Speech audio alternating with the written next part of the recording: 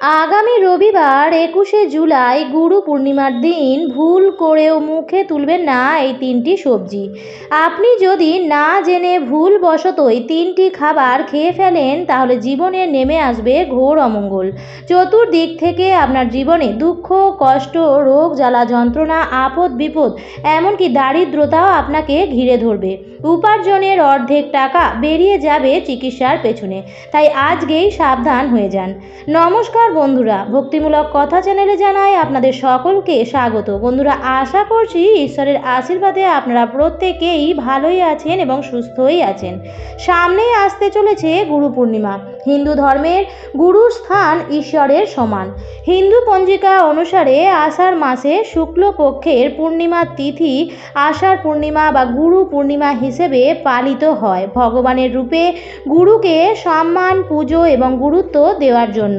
হিন্দুদের কাছে এই আষাঢ় পূর্ণিমার বিশেষ মাহাত্ম্য রয়েছে। এছাড়াও এই দিনে হিন্দু ধর্মের গুরু মহাভারত রচয়িতা মহর্ষি বেদ ব্যাস জন্মগ্রহণ করেন। তাকে বিশ্বের প্রথম গুরু বলে মনে করা হয়, তাই এই তারিখটি ব্যাস জয়ন্তী নামেও পরিচিত।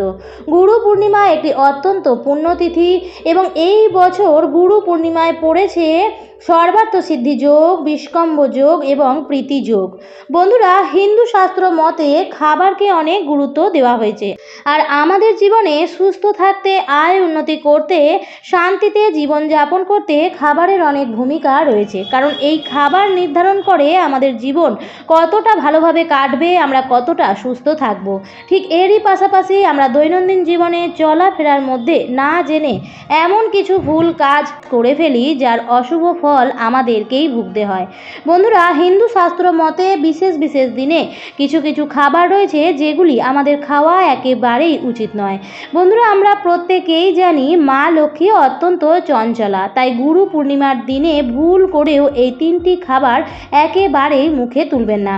তাই বন্ধুরা, আজকের ভিডিওটি একদমই স্কিপ না করে সম্পূর্ণ দেখুন এবং দেখার পর যদি ভালো লাগে তাহলে অবশ্যই ভিডিওটিতে লাইক করবেন এবং কমেন্টসে লিখবেন জয় মা লক্ষ্মীর জয় এবং শেয়ার করে দেবেন আপনাদের নিকট আত্মীয় স্বজন এবং বন্ধু বান্ধবদের সাথে, যাতে সবাই এই ভিডিওটি পেয়ে উপকৃত হতে পারে। এই বছর 2024 সালের গুরু পূর্ণিমা পড়েছে বাংলার 5ই শ্রাবণ 1431, ইংরেজির 21শে জুলাই 2024 রবিবার দিন।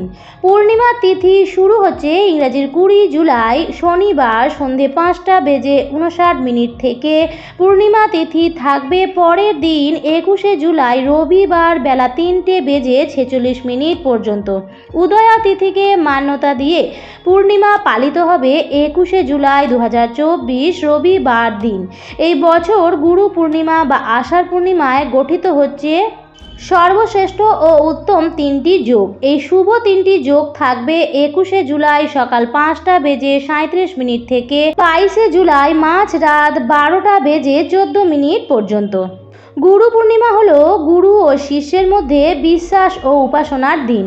এই দিন নিজের গুরুদেবকে হলুদ রঙের বস্ত্র, হলুদ ফল এবং হলুদ মিষ্টি উপহার হিসেবে দেওয়া উচিত। কারণ এই দিনটি যেহেতু গুরুর উপর সমর্পিত, তাই যারা গুরু মন্ত্রে দীক্ষিত তারা গুরুর গৃহে যান। গুরু দর্শন, গুরু সেবা করা একান্ত কাম্য। গুরুকে প্রণাম করুন এবং গুরুর পুজো করুন এবং গুরুর কাছ থেকে আশীর্বাদ নিন। এর সাথে গুরুর প্রদত্ত মন্ত্র জপ করতে হয় এই দিন। বন্ধুরা, এই দিন গুরুর চরণ পুজো করতে হয়।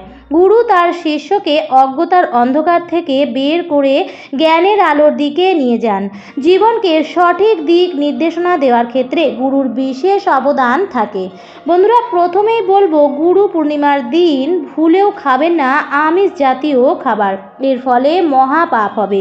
এই দিন বাড়িতে আমিষ জাতীয় খাবার আনবেনও না এবং রান্নাও করবেন না এবং দেখবেন এই দিন আপনার এবং আপনার পরিবারের কেউই এই পুণ্য তিথিতে আমিষ জাতীয় খাবার যেন না খায়। এমনকি বন্ধুরা, পেঁয়াজ রসুনও এই দিন খাবেন না। আপনি পূর্ণিমার ব্রত উপবাস করুন বা নাই করুন, তবুও খাদ্য খাবারের এই বিধি নিষেধগুলি প্রত্যেকেরই মেনে চলা উচিত। তাই বন্ধুরা, এই দিন নিরামিষ খাবার গ্রহণ করার চেষ্টা করুন আর বর্জন করবেন তামাক জাতীয় যে কোনো জিনিস। কোনো মাদক জাতীয় জিনিস গুরু পূর্ণিমার দিনে গ্রহণ করবেন না। আর কাউকে সেবন করতে দেখলে তাকেও আপনি বারণ করবেন। গুরু পূর্ণিমা একটি পবিত্র দিন। এই দিন গুরুদেবের আশীর্বাদের সাথে সাথে নারায়ণ ভগবানের আশীর্বাদও পাওয়া যায়। মা লক্ষ্মী গৃহে আগমনের দিন হলো এই গুরু পূর্ণিমার দিন।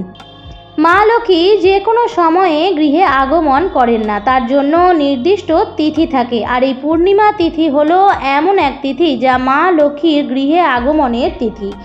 গুরু পূর্ণিমা তিথিতে অনেকেই বাড়িতে উপোস করে সত্যনারায়ণ ভগবানের পুজো দেন, গুরুর পুজোও করেন।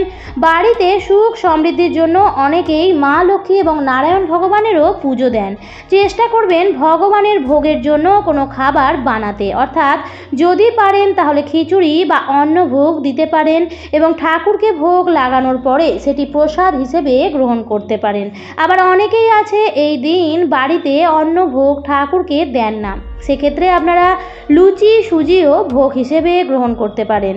আবার অনেকেই ঠাকুরকে ভোগ নিবেদন হয়তো করেনও না, কিন্তু তবুও তারা এই দিন নিরামিষ আহারই গ্রহণ করবেন। আপনারা চাইলে ময়দার বানানো খাবার খেতে পারেন বা ফল মিষ্টি খেতে পারেন। সাবু এবং সাবুর তৈরি নানা রকম পদও আপনারা খেতে পারেন। আর পূর্ণিমা যারা উপবাস করেন তারা সন্ধ্যের পর সৈন্ধক লবণ দিয়ে সবজি, লুচি বা পরোটা খেতে পারেন। দ্বিতীয় যে খাবারটি গুরু পূর্ণিমার দিন ভুলেও গ্রহণ করবেন না সেটি হচ্ছে বেগুন। বন্ধুরা, গুরু পূর্ণিমার দিন বেগুন খেলে মহা পাপ হয়। দেখুন বন্ধুরা, সনাতন ধর্মের একটি বিশেষ পদ্ধতি হচ্ছে বিভিন্ন তিথিতে কিছু কিছু খাবার আছে যেগুলি গ্রহণ করা নিষেধ থাকে। কেন নিষেধ থাকে অনেকেরই মনে প্রশ্ন জাগে। সেগুলি নিষেধ করার পেছনে কারণ হচ্ছে সেই সময়ের জন্য সেই খাবারগুলো আমাদের শরীরের জন্য অনুপযুক্ত। সেগুলি খেলে হয়তো আমাদের শরীরে সেটি ঠিকভাবে হজম হবে না, তারপরে আমাদের নানা রকম পেটের রোগ হতে পারে। কিছু কিছু খাবার আছে যেগুলি স্বাদের জন্য এই দিন খাওয়া যায় না, এর ফলে সম্পর্ক খারাপ হয়, গৃহ অশান্তি বাঁধে। তাই বন্ধুরা, খাদ্য খাবারের এই বিধি নিষেধগুলি চেষ্টা করবেন মেনে চলার। আর কিছু মানুন বা নাই মানুন, কারণ খাদ্য এমন একটা জিনিস যেটা আমরা প্রত্যেক দিনই গ্রহণ করি এবং তিথি হিসেবে মেনে চললে শরীরও সুস্থ থাকে। আমরা প্রত্যেকেই চাই যে শরীর সুস্থ থাকুক। যাদের ঘরে রোগ ঢুকে গেছে একমাত্র তারাই জানে যে রোগের চিকিৎসার পেছনে উপার্জনের অর্ধেক টাকাই চলে যায়। তাই বন্ধুরা, খাদ্য খাবারের এই বিধি নিষেধগুলি প্রত্যেকেই অবশ্যই মানার চেষ্টা করুন। এরপর যে খাবারটির কথা বলবো গুরু পূর্ণিমার দিন ভুল করেও খাবেন না, তা হলো মুসুরির ডাল। এছাড়াও বন্ধুরা, এই দিন কোনো রকম পোড়া জাতীয় খাবার খাবেন না। এই গুরু পূর্ণিমার পবিত্র দিনে এই সব বিষয়গুলি একটু মেনে চলার চেষ্টা করুন। এবং সর্বশেষ যে খাবারটি এই গুরু পূর্ণিমার দিন ভুলেও খাবেন না তা হলো সজনে ডাঁটা। হ্যাঁ বন্ধুরা, এই পবিত্রতম দিনে আপনারা যদি ডাঁটা গ্রহণ করে থাকেন তাহলে আপনাদের জীবনে চতুর্দিক থেকে বিপদ আপদ, রোগ জ্বালা যন্ত্রণা নেমে আসতে পারে। বন্ধুরা, প্রত্যেকেই চায় সুস্থ সবল থাকতে। শরীর সুস্থ থাকলে অর্থ ইনকাম করাও সহজ হয়ে যায় এবং অর্থ সঞ্চয়ও করা যায়। আবার অনেকেই আছেন যারা গুরু মন্ত্রে দীক্ষিত, তারা এই দিন চাল থেকে তৈরি জিনিস যেমন ভাত, চিড়ে, মুড়ি এসব খাবার গ্রহণ করেন না। তারা আটা বা ময়দার তৈরি জিনিস গ্রহণ করতে পারেন। যদি আপনাদের গুরু না থাকে বা গুরু মন্ত্রে দীক্ষিত না হন তাহলে ভগবান শিব ঠাকুরের পুজো করতে পারেন, কারণ দেবাদিদেব মহাদেব হচ্ছেন আদি গুরু। তাই যদি আপনাদের গুরু না থাকে তাহলে দেবাদিদেব মহাদেবের পুজো করুন। এছাড়াও এই দিন নারায়ণ ভগবানের পুজো করাও খুবই ভালো। এই দিন হলুদ ফল, হলুদ মিষ্টি এবং হলুদ ফুল দিয়ে নারায়ণ ভগবানের পুজো দিতে পারলে জীবনের অর্থ সংক্রান্ত সমস্ত বাধা দূর হয়। পূর্ণিমা তিথিতে ভগবান সত্যনারায়ণ ভগবানের হলুদ রঙের মিষ্টি ও হলুদ ফুল দিয়ে আরাধনা করলে ভগবান বিষ্ণুর আশীর্বাদ এবং দেবী লক্ষ্মীর আশীর্বাদ পাওয়া যায়। এবং যে গৃহে ভগবান বিষ্ণু এবং দেবী লক্ষ্মীর আশীর্বাদ থাকে সেই গৃহে সুখ, শান্তি, সমৃদ্ধি সর্বদাই বিরাজমান থাকে। সেই বাড়িতে কোনো রকম অশান্তিও থাকে না এবং সমস্ত নেতিবাচকতা দূরে চলে যায়। আমার আজকের পর্বটি আমি এখানেই শেষ করছি। আশা করছি ভিডিওটি দেখে একটু হলেও উপকৃত হয়েছেন। যদি ভিডিওটি দেখে ভালো লেগে থাকে তাহলে অবশ্যই লাইক, কমেন্ট, শেয়ার করবেন বন্ধুরা। আর যদি চ্যানেলে নতুন হয়ে থাকেন তাহলে অবশ্যই চ্যানেলটিকে সাবস্ক্রাইব করে আমার সাথে থাকবেন। দেখা হবে পরবর্তী নতুন ভিডিওতে। ভালো থাকবেন, সুস্থ থাকবেন। ধন্যবাদ।